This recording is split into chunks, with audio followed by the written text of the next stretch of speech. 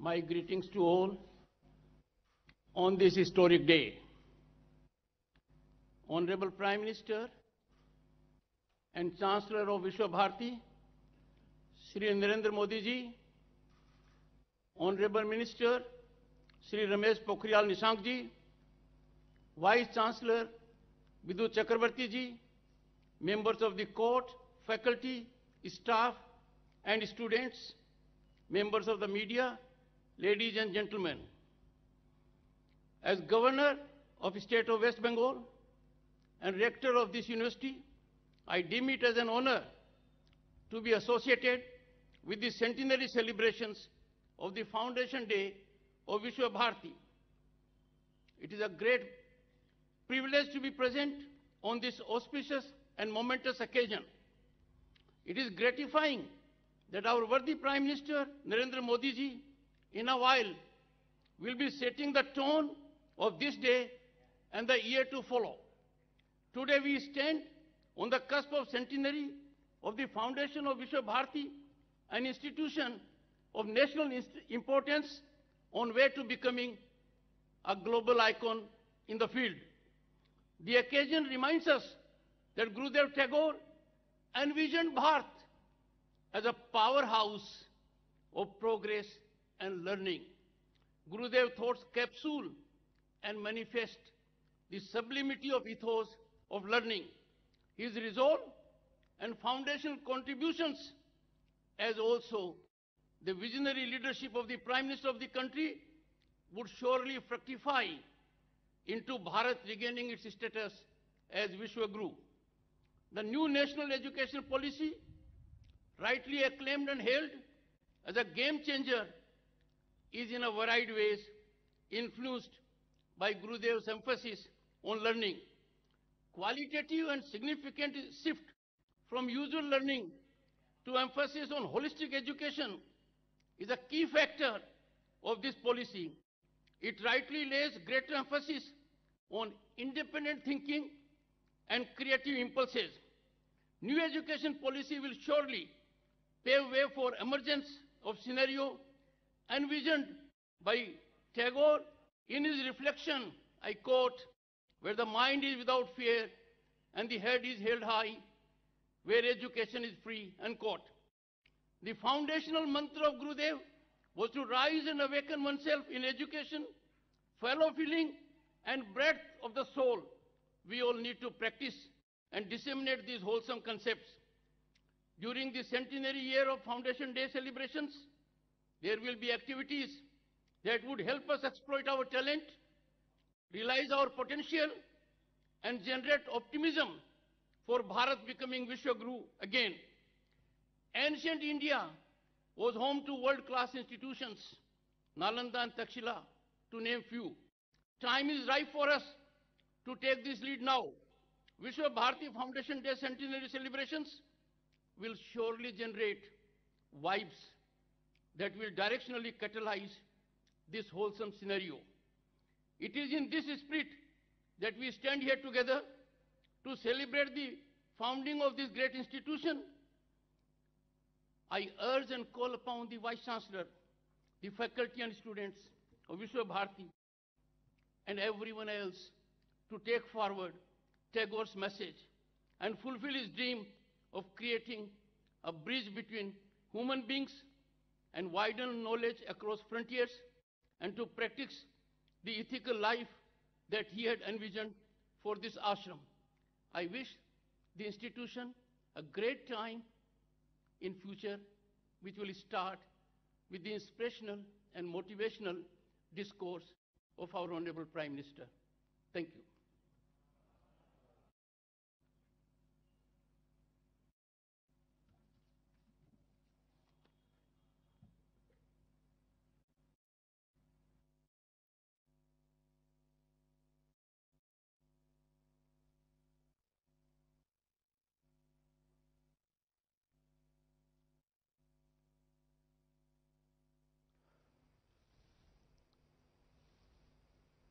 नमस्कार।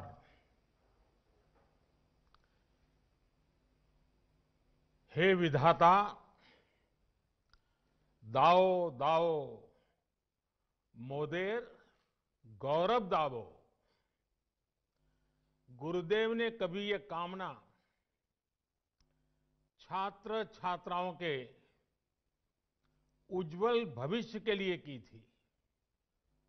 आज विश्व भारती के गौरवमयी 100 वर्ष पर मेरी तरह पूरा देश इस महान संस्थान के लिए यही कामना करता है। हे विधाता, दाओ दाओ मोदे गौरव दाओ। पश्चिम बंगाल के गवर्नर श्री जगदीप धनखड़ जी, केंद्रीय शिक्षा मंत्री डॉक्टर रमेश पोखरियाल निशंक जी, वाइस चांसलर प्रोफेसर विद्युत चक्रवर्ती जी, प्रोफेसर्स, रजिस्ट्रार, विश्व भारती के सभी शिक्षकगण, छात्र छात्राएं, अलुमनाई, देवी और सज्जनों, विश्व भारती इस विश्वविद्यालय के 100 वर्ष होना प्रत्येक भारतवासी के लिए बहुत ही गर्व की बात है। मेरे लिए भी ये बहुत सुखद है कि आज के दिन इस तपोभूमि का पुण्य स्मरण करने का अवसर मिल रहा है। साथियों, विश्व भारती की 100 वर्ष की यात्रा बहुत विशेष है। विश्व भारती मां भारती के लिए गुरुदेव के चिंतन, दर्शन और परिश्रम का एक साकार अवतार है। भारत के लिए गुरुदेव ने जो स्वप्न देखा था, उस स्वप्न को मूर्त रूप देने के लिए देश को निरंतर ऊर्जा देने वाला ये एक तरह से आराध्य स्थल है। अनेकों विश्व प्रतिष्ठित गीतकार, संगीतकार, कलाकार, साहित्यकार, अर्थशास्त्री, समाजशास्त्री, वैज्ञानिक, अनेकविध प्रतिभाएं देने वाली विश्व भारती नूतन भारत के निर्माण के लिए नित नए प्रयास करती रही है।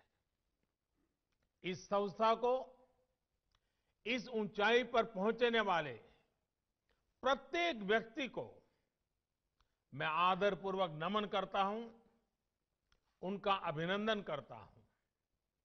मुझे खुशी है कि विश्व भारती, श्रीनिकेतन और शांति निकेतन निरंतर उन लक्ष्यों की प्राप्ति का प्रयास कर रहे हैं जो गुरुदेव ने तय किए थे। विश्व भारती इसके द्वारा अनेकों गांवों में विकास के काम, एक प्रकार से ग्रामोदय का काम तो हमेशा से प्रशंसनीय रहे हैं। आपने 2015 में जिस योग डिपार्टमेंट को शुरू किया था, उसकी भी लोकप्रियता तेजी से बढ़ रही है। प्रकृति के साथ मिलकर अध्ययन और जीवन दोनों का साक्षात उदाहरण आपका विश्वविद्यालय परिसर है। आपको भी ये देखकर खुशी होती होगी कि हमारा देश विश्व भारती से निकले संदेश को पूरे विश्व तक पहुंचा रहा है। भारत आज इंटरनेशनल सोलर अलायंस के माध्यम से पर्यावरण संरक्षण के विषय में विश्व के अंदर एक बहुत बड़ी अहम भूमिका निभा रहा है। भारत आज पूरे विश्व में इकलौता बड़ा देश है जो पेरिस एकॉर्ड के पर्यावरण के लक्ष्यों को प्राप्त करने के लिए सही मार्ग पर तेज गति से आगे बढ़ रहा है। साथियों, आज जब हम विश्व भारती विश्वविद्यालय के 100 वर्ष मना रहे हैं तो उन परिस्थितियों को भी याद करना आवश्यक है जो इसकी स्थापना का आधार बनी थी। ये परिस्थितियां सिर्फ अंग्रेजों की गुलामी से ही उपजी हो ऐसा नहीं था। इसके पीछे सैकड़ों वर्षों का अनुभव था, सैकड़ों वर्षों तक चले आंदोलनों की पृष्ठभूमि थी। आज आप विद्वज्जनों के बीच मैं इसकी एक विशेष चर्चा इसलिए कर रहा हूं कि इन बातों पर बहुत कम बात हुई है, बहुत कम ध्यान दिया गया है। इसकी चर्चा इसलिए भी आवश्यक है क्योंकि ये सीधे सीधे भारत के स्वतंत्रता आंदोलन और विश्व भारती के लक्ष्यों से जुड़ी है। साथियों, जब हम स्वतंत्रता संग्राम की बात करते हैं तो हमारे मन में सीधे 19वीं और 20वीं सदी का विचार आता है। लेकिन यह भी एक तथ्य है कि इन आंदोलनों की नींव बहुत पहले रखी गई थी।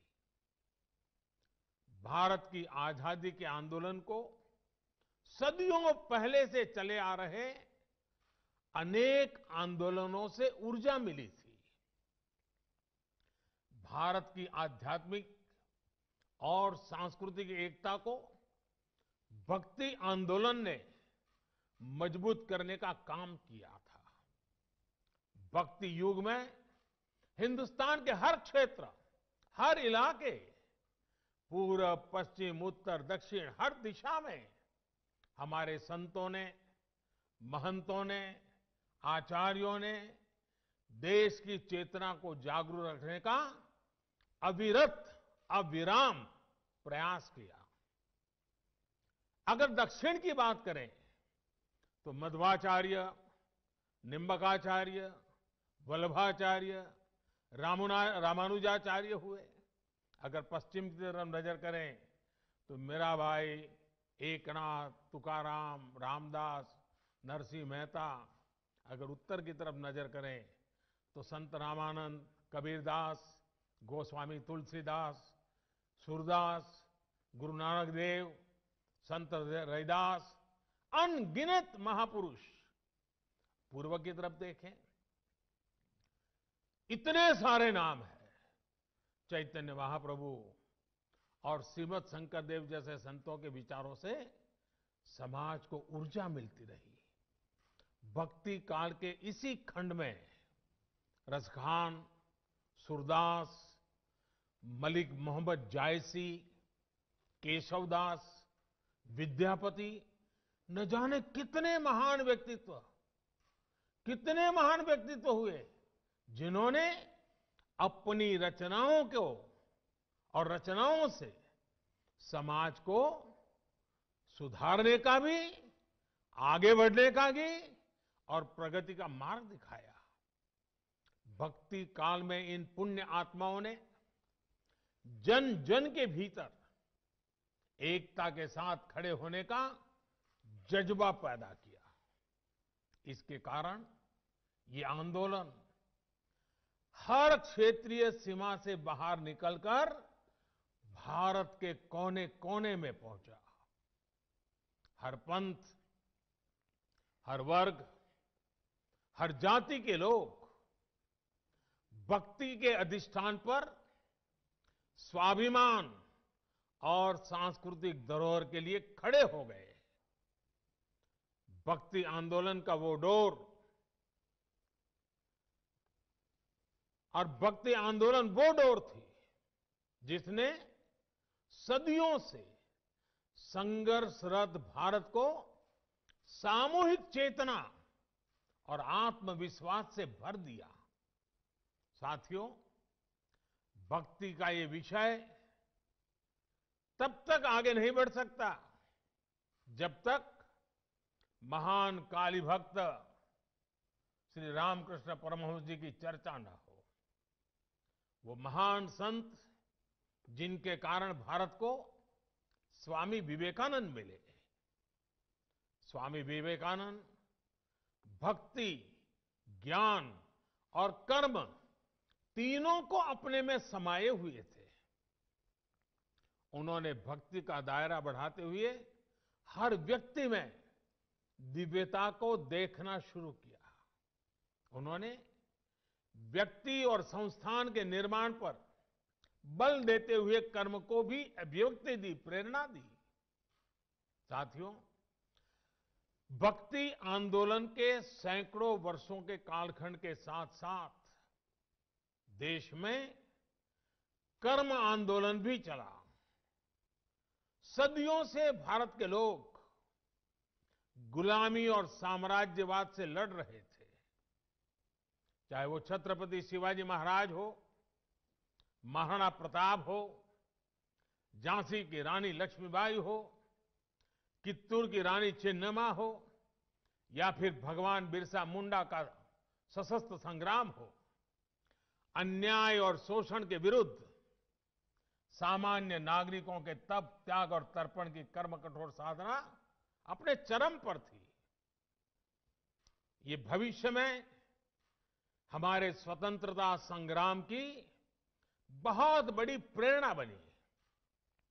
साथियों, जब भक्ति और कर्म की धाराएं पूर्वहार थी, तो उसके साथ साथ ज्ञान की सरिता का ये नूतन त्रिवेणी संगम आजादी के आंदोलन की चेतना बन गया था। आजादी की ललक में भाव भक्ति की प्रेरणा भरपूर थी। समय की मांग थी कि ज्ञान के अधिष्ठान पर आजादी की जंग जीतने के लिए वैचारिक आंदोलन भी खड़ा किया जाए और साथ ही उज्जवल भावी भारत के निर्माण के लिए नई पीढ़ी को तैयार भी किया जाए। और हम में बहुत बड़ी और इसमें बहुत बड़ी भूमिका निभाई उस समय स्थापित हुई कई प्रतिष्ठित शिक्षण संस्थानों ने, विश्वविद्यालयों ने। विश्व भारती यूनिवर्सिटी हो, बनारस हिंदू विश्वविद्यालय हो, अलीगढ़ मुस्लिम यूनिवर्सिटी हो, नेशनल कॉलेज हो जो आजकल लाहौर में है, मैसूर यूनिवर्सिटी हो, त्रिची नेशनल कॉलेज हो, महात्मा गांधी काशी विद्यापीठ हो, गुजरात विद्यापीठ हो, विलिंगडन कॉलेज हो, जामिया मिलिया इस्माइलिया हो, लखनऊ यूनिवर्सिटी हो, पटना यूनिवर्सिटी हो, दिल्ली विश्वविद्यालय हो, आंध्र यूनिवर्सिटी हो, अन्ना मलाई यूनिवर्सिटी हो, ऐसे अनेक संस्थान उसी एक कालखंड में देश में स्थापित हुए। इन यूनिवर्सिटीज में भारत की एक बिल्कुल नई विद्वत्ता का विकास हुआ। इन शिक्षण संस्थाओं ने भारत की आजादी के लिए चल रहे वैचारिक आंदोलन को नई ऊर्जा दी, नई दिशा दी, नई ऊंचाई दी। भक्ति आंदोलन से हम एकजुट हुए, ज्ञान आंदोलन ने बौद्धिक मजबूती दी और कर्म आंदोलन ने हमें अपने हक के लिए लड़ाई का हौसला और साहस दिया। सैकड़ों वर्षों के कालखंड में चले ये आंदोलन त्याग, तपस्या और तर्पण की अनूठी मिसाल बन गए थे। इन आंदोलनों से प्रभावित होकर हजारों लोग आजादी की लड़ाई के बलिदान देने के लिए, उस आजादी में बलिदान देने के लिए एक के बाद एक आगे आते रहे। साथियों, ज्ञान के इस आंदोलन को गुरुदेव द्वारा स्थापित विश्व भारती विश्वविद्यालय ने नई ऊर्जा दी थी। गुरुदेव ने जिस तरह भारत की संस्कृति से जोड़ते हुए, अपनी परंपराओं से जोड़ते हुए विश्व भारती को जो स्वरूप दिया, उसने राष्ट्रवाद की एक मजबूत पहचान देश के सामने रखी। साथ साथ उन्होंने विश्व बंधुत्व पर भी उतना ही जोर दिया। साथियों, वेद से विवेकानंद तक भारत के चिंतन की धारा गुरुदेव के राष्ट्रवाद के चिंतन में भी मुखर थी। और ये धारा अंतर्मुखी नहीं थी। वो भारत को विश्व के अन्य देशों से अलग रखने वाली नहीं थी। उनका विजन था कि जो भारत में सर्वश्रेष्ठ है, उससे विश्व को भी लाभ हो, और दुनिया में अच्छा है, भारत उससे भी सीखे। आपके विश्वविद्यालय का नाम ही देखिए, विश्व भारती। मां भारती और विश्व के साथ समन्वय। गुरुदेव सर्वसमावेशी और सर्वस्पर्शी सह अस्तित्व और सहयोग के माध्यम से मानव कल्याण के बृहद लक्ष्य को लेकर चल रहे थे। विश्व भारती के लिए गुरुदेव का यही विजन आत्मनिर्भर भारत का भी सार है। आत्मनिर्भर भारत अभियान भी विश्व कल्याण के लिए भारत के कल्याण का मार्ग है। ये अभियान भारत को सशक्त करने का अभियान है। भारत की समृद्धि से विश्व में समृद्धि लाने का अभियान है। इतिहास गवाह है कि एक सशक्त और आत्मनिर्भर भारत ने हमेशा पूरे विश्व समुदाय का भला किया है। हमारा विकास एकांकी नहीं, बल्कि वैश्विक, समग्र, और इतना ही नहीं, हमारे रगों में जो भरा हुआ है सर्वे भवन्तु सुखिनः का है। भारती और विश्व का ये संबंध आपसे बेहतर कौन जानता है। गुरुदेव ने हमें स्वदेशी समाज का संकल्प दिया था। वो हमारे गांवों को, हमारी कृषि को आत्मनिर्भर देखना चाहते थे। वो वाणिज्य और व्यापार को आत्मनिर्भर देखना चाहते थे। वो आर्ट और लिटरेचर को आत्मनिर्भर देखना चाहते थे। उन्होंने आत्मनिर्भरता के लक्ष्य को प्राप्त करने के लिए आत्मशक्ति की बात कही थी। आत्मशक्ति की ऊर्जा से राष्ट्र निर्माण को लेकर उन्होंने जो बात कही थी, वो आज भी उतनी ही अहम है। उन्होंने कहा था, राष्ट्र का निर्माण एक तरह से अपनी आत्मा की प्राप्ति का ही विस्तार है। जब आप अपने विचारों से, अपने कार्यों से, अपने कर्तव्यों के निर्वहन से देश का निर्माण करते हैं, तो आपको देश की आत्मा से ही अपनी आत्मा नजर आने लगती है। साथियों, भारत की आत्मा, भारत की आत्मनिर्भरता और भारत का आत्मसम्मान एक दूसरे से जुड़े हुए हैं। भारत के आत्मसम्मान की रक्षा के लिए तो बंगाल की पीढ़ियों ने खुद को खपा दिया था। याद कीजिए, खुदराम बोस को सिर्फ 18 साल की उम्र में फांसी चढ़ गई। प्रफुल्ल चाकी 19 वर्ष की आयु में शहीद हो गए। बीना दास, जिन्होंने बंगाल की अग्नि कन्या के रूप में जाना जाता है, सिर्फ 21 साल की उम्र में जेल भेज दी गई थी। प्रीतिलता वेडुडार ने सिर्फ 21 वर्ष की आयु में अपना जीवन न्योछावर कर दिया था। ऐसे अनगिनत लोग हैं, शायद जिनके नाम इतिहास में भी दर्ज नहीं हो पाए। इन सभी ने देश के आत्मसम्मान के लिए हंसते हंसते मृत्यु को गले लगा दिया। आज इन्हीं से प्रेरणा लेकर हमें आत्मनिर्भर भारत के लिए जीना है, इस संकल्प को पूरा करना है। साथियों, भारत को मजबूत और आत्मनिर्भर बनाने में आपका हर योगदान पूरे विश्व को एक बेहतर स्थान बनाएगा। वर्ष 2022 में देश की स्वतंत्रता के 75 वर्ष पूरे होने जा रहे हैं। विश्व भारती की स्थापना के 27 वर्ष बाद भारत आजाद हो गया था। अब से 27 वर्ष बाद भारत अपनी आजादी के 100 वर्ष का पर्व मनाएगा। हमें नए लक्ष्य गढ़ने होंगे, नई ऊर्जा जुटानी होगी, नए तरीके से अपनी यात्रा शुरू करनी होगी।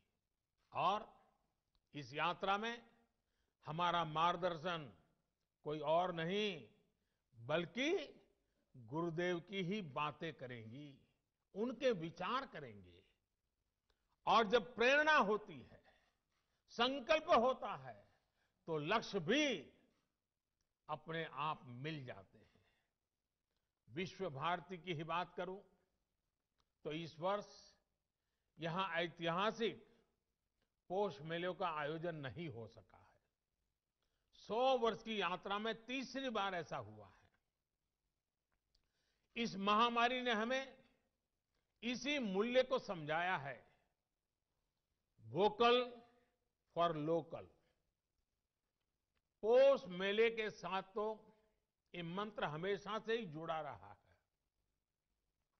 महामारी की वजह से इस मेले में जो कलाकार आते थे, जो हैंडीक्राफ्ट वाले साथी आते थे, वो नहीं आ पाए। जब हम आत्मसम्मान की बात कर रहे हैं, आत्मनिर्भरता की बात कर रहे हैं, तो सबसे पहले मेरा एक आग्रह पर आप सब मेरी मदद कीजिए, मेरा काम कीजिए। विश्व भारती के छात्र छात्राएं पोष मेले में आने वाले आर्टिस्टों से संपर्क करें, उनके उत्पादकों बारे में जानकारी इकट्ठा करें और इन गरीब कलाकारों की कलाकृतियां ऑनलाइन कैसे बिक सकती है, सोशल मीडिया की इसमें क्या मदद की जा सकती है, इसे देखें, इस पर काम करें। इतना ही नहीं, भविष्य में भी स्थानीय आर्टिस्ट, हैंडीक्राफ्ट, इस प्रकार के जो साथी अपने उत्पाद विश्व बाजार तक ले जा सके, इसके लिए भी उन्हें सिखाइए, उनके लिए मार्ग बनाइए। इस तरह के अनेक प्रयासों से ही देश आत्मनिर्भर बनेगा, हम गुरुदेव के सपनों को पूरा कर पाएंगे। आपको गुरुदेव का सबसे प्रेरणादायी मंत्र भी याद ही है, जोदी तोर डाक सुने क्यों ना आशे, तो भी एकला चलो रे। कोई भी साथ ना आए, अपने लक्ष्य की प्राप्ति के लिए अगर अकेले भी चलना पड़े तो जरूर चलिए।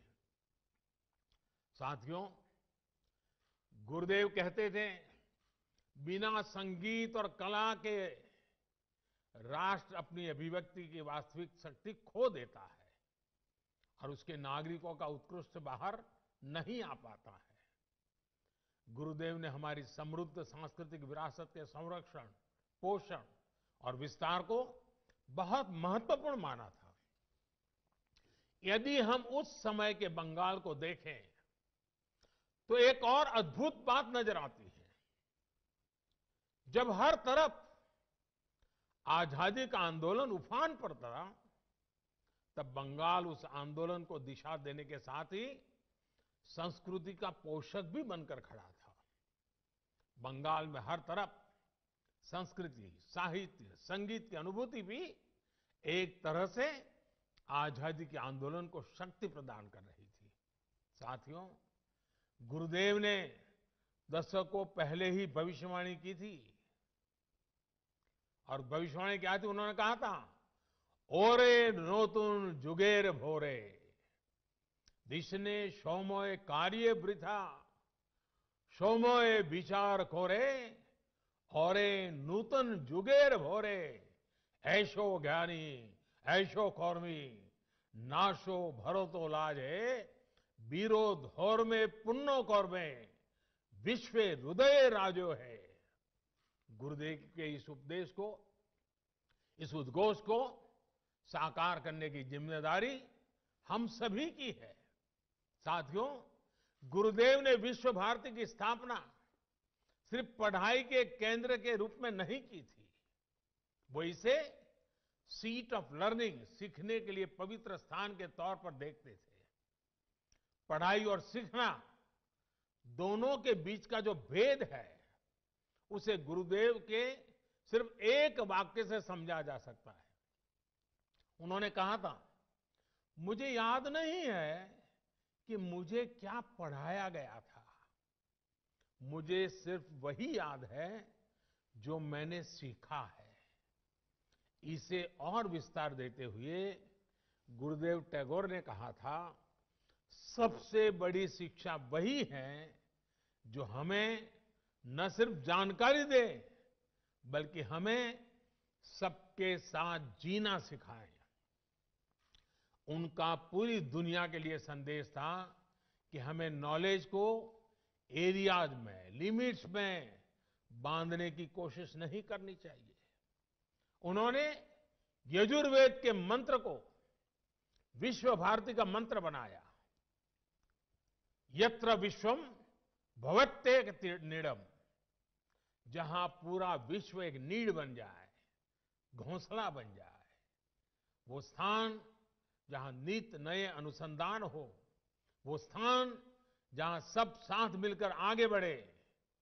और जैसे अभी हमारे शिक्षा मंत्री विस्तार से कह रहे थे, गुरुदेव कहते थे, चित्तो जेथा भय शून्यो, चित्तो जेथा भय शून्यो उच्चो जेथा शीर ज्ञान जेथा मुक्तो। यानी हम एक ऐसी व्यवस्था खड़ी करें जहां हमारे मन में कोई डर ना हो, हमारा सर ऊंचा हो और ज्ञान बंधनों से मुक्त हो। आज देश राष्ट्रीय शिक्षा नीति के माध्यम से इस उद्देश्य को पूरा करने का भी प्रयास कर रहा है। इस शिक्षा नीति को लागू करने में विश्व भारती की बड़ी भूमिका है। आपके पास 100 वर्ष का अनुभव है, विद्वत्ता है, दिशा है, दर्शन है और गुरुदेव का आशीर्वाद तो है ही है।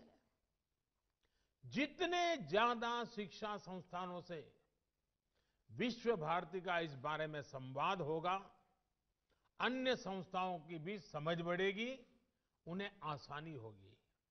साथियों, मैं जब गुरुदेव के बारे में बात करता हूं तो एक मोह से खुद को रोक नहीं पाता। पिछली बार आपके यहां आया था, तब भी मैंने इसका थोड़ा सा जिक्र किया था। मैं फिर से गुरुदेव और गुजरात की आत्मीयता का स्मरण करा रहा हूं। ये बार बार याद करना इसलिए भी जरूरी है क्योंकि ये हमें एक भारत श्रेष्ठ भारत की भावना से भरता है। ये दिखाता है कि अलग अलग भाषाओं, बोलियां, खान पान, पहनावे वाला हमारा देश एक दूसरे से कितना जुड़ा हुआ है। ये दिखाता है कि कैसे विविधताओं से भरा हमारा देश एक है, एक दूसरे से बहुत कुछ सीखता रहा है। साथियों, गुरुदेव के बड़े भाई सत्येंद्रनाथ टैगोर जब आईसीएस में थे तो उनकी नियुक्ति गुजरात में अहमदाबाद में भी हुई थी। रविन्द्रनाथ टैगोर जी अक्सर गुजरात आ जाते थे और उन्होंने वहां काफी लंबा समय भी बिताया था। अहमदाबाद में रहते हुए उन्होंने अपनी 2 लोकप्रिय बांग्ला कविताएं बंदी ओ अमार और नीरोब रजनी देखो, ये दोनों रचनाएं की थी। अपनी प्रसिद्ध रचना क्षुदित पाषाण का एक हिस्सा भी उन्होंने गुजरात प्रवास के दौरान ही लिखा था। इतना ही नहीं, गुजरात की एक बेटी श्रीमती हटी सिंह गुरुदेव के घर में भी वो बहू बनकर भी आई थी। इसके अलावा एक और तथ्य है जिस पर हमारे विमेन एम्पावरमेंट से जुड़े संगठनों को अध्ययन करना चाहिए। सत्येंद्रनाथ टैगोर जी की पत्नी ज्ञानंदिनी देवी जी जब अहमदाबाद में रहती थी तो उन्होंने देखा कि स्थानीय महिलाएं अपने साड़ी के पल्लू को दाहिने कंधे पर रखती है। अब दाएं कंधे पर पल्लू रहता था, इसलिए महिलाओं को काम करने में भी कुछ दिक्कत होती थी। ये देखकर ज्ञानंदिनी देवी ने आइडिया निकाला कि क्यों न साड़ी के पल्लू को बाएं कंधे पर लिया जाए। अब मुझे ठीक ठीक तो नहीं पता, लेकिन कहते हैं कि बाएं कंधे पर साड़ी का पल्लू उन्हीं की देन है।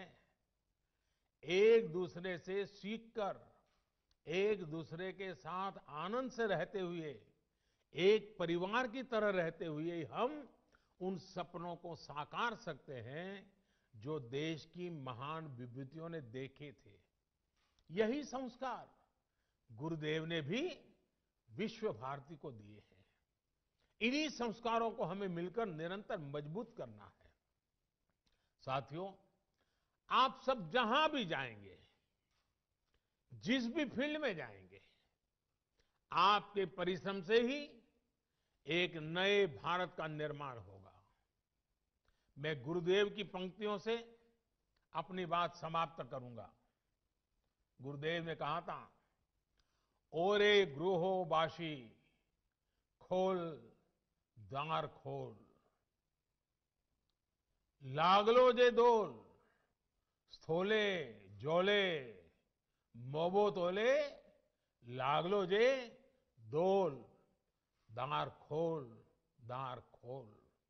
देश में नई संभावनाओं के द्वार आपका इंतजार कर रहे हैं। आप सब सफल होइए, आगे बढ़िए और देश के सपनों को पूरा करिए। इन्हीं शुभकामनाओं के साथ आप सभी का एक बार बहुत बहुत धन्यवाद। और ये शताब्दी वर्ष हमारी आगे की यात्रा के लिए एक मजबूत मील का पत्थर बने, हमें नई ऊंचाइयों पर ले जाएं और विश्व भारती जिन सपनों को लेकर के जन्मी थी, उन्हीं सपनों को साकार करते हुए विश्व कल्याण के मार्ग को प्रशस्त करने के लिए, भारत के कल्याण के मार्ग को मजबूत करते हुए आगे बढ़े। यही मेरी आप सबसे शुभकामनाएं। बहुत बहुत धन्यवाद।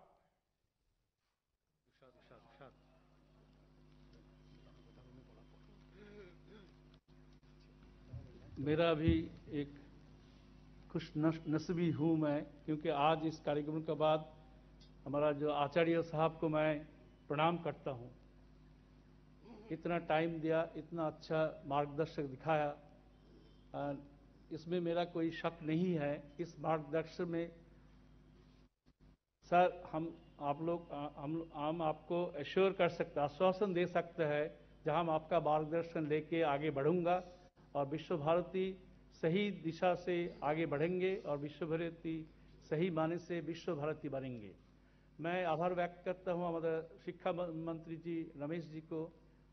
रमेश जी भी हम लोगों को मार्गदर्शक दिखाया, बहुत कुछ आइडियाज दिया, निर्देश के हिसाब से हम लोग आगे बढ़ेंगे। मैं रमेश जी को भी प्रणाम करता हूं और रेक्टर साहब भी कीमती टाइम निकाल के हमारा साथ योगदान किया। मैं आपको भी सर नमन करता हूं।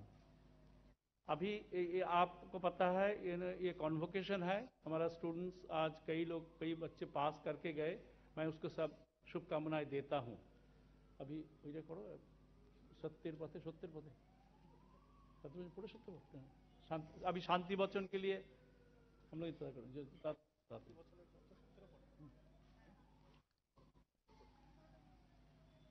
पृथिवी शान्तिरन्तरिक्षं शान्तिर्द्वौ शान्तिरापः